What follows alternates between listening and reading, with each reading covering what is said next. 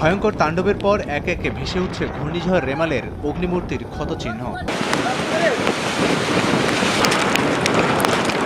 রোববার বাংলাদেশের ওপর দিয়ে আঘাত হানার পর শক্তি হারানোর আগ মুহূর্ত পর্যন্ত রেমালের তাণ্ডব লীলায় কেঁপেছে উপকূলীয় অঞ্চল। রোববার দিনভর শক্তি সঞ্চয়ের পর রাতের আঁধারে ভয়ঙ্কর তাণ্ডব চালায় রেমাল। ঘূর্ণিঝড়ের আগ্রাসনে সোমবার সারা দেশে ঝড়ো হাওয়ার সঙ্গে চলে ভারী বর্ষণও।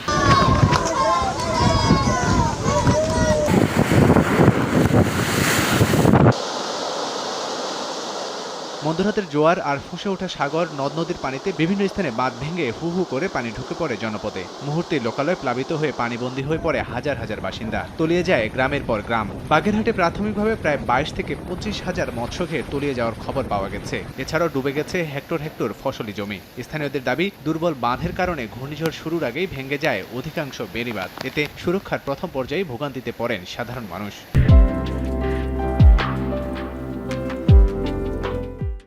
আমার কাদা কাপড় ঘর কিচ্ছু নাই।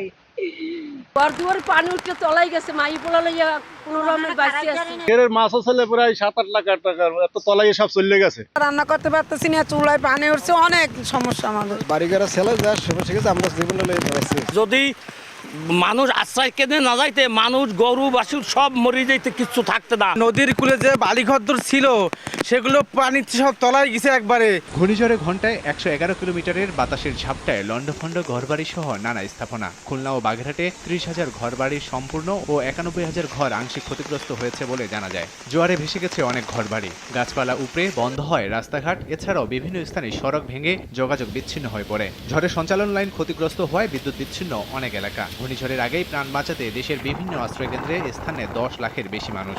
সংশ্লিষ্টরা বলছেন, মানুষ আগেভাগে আশ্রয়কেন্দ্রে যাওয়ায় জানমালের ক্ষয়ক্ষতি কম হয়েছে। আমরা আশ্রয় কেন্দ্রে ছিলাম, বাড়িতে যাওয়ালে টিনটুন সব উড়ে গেছে। পানি ঢুকে রাস্তাঘাট অনেক ডুবে গেছে, অনেক ব্রিজ ভেঙে গেছে। সময় মতন ব্যারিকেডটা করতো, তাহলে দেখা যাচ্ছে এই বন্যায় আমাদের এই ক্ষয়ক্ষতিটা হতো না। ঘূর্ণিঝড় রেমালের কারণে 5 জেলায় 11 জনের প্রাণহানি হয়েছে। এর মধ্যে ঘরের নিচে গাছ চাপা পড়ে ভোলায় শিশুসহ 3 জনের মৃত্যু হয়েছে। বরিশালে দেয়াল চাপায় 3 জনের প্রাণ ঝরে। এছাড়াও সাতক্ষীরা, পটুয়াখালী ও চট্টগ্রামে আরো 5 জন মারা গেছেন। ভাবি বাইরেই গেছে, আর হে বাইরে পেরে নাই, গাছ পড়ে মারা গেছে। বৃষ্টি যখন পাইছে তখন আর কি দেয়ালে ভবন, মানে দোকানটা ছোট রেস্টুরেন্ট আছে, ওটার উপর পড়ছে। এই ওয়ালটা কোনো লিন্ডিংও নাই, কোনো কলমও নাই, বাইরে করছে মোটেও জায়গার সামনে রাখে নাই। রেমালের কারণে ধ্বংসস্তূপ উপকূলীয় এলাকায় ঝড় বৃষ্টির মধ্যেই সোমবার ভোর থেকেই সংস্কারের কাজে নেমে পড়েন স্থানীয়রা। জানমালের ক্ষয়ক্ষতি কমিয়ে আনতে আপ্রাণ চেষ্টা করেন তারা।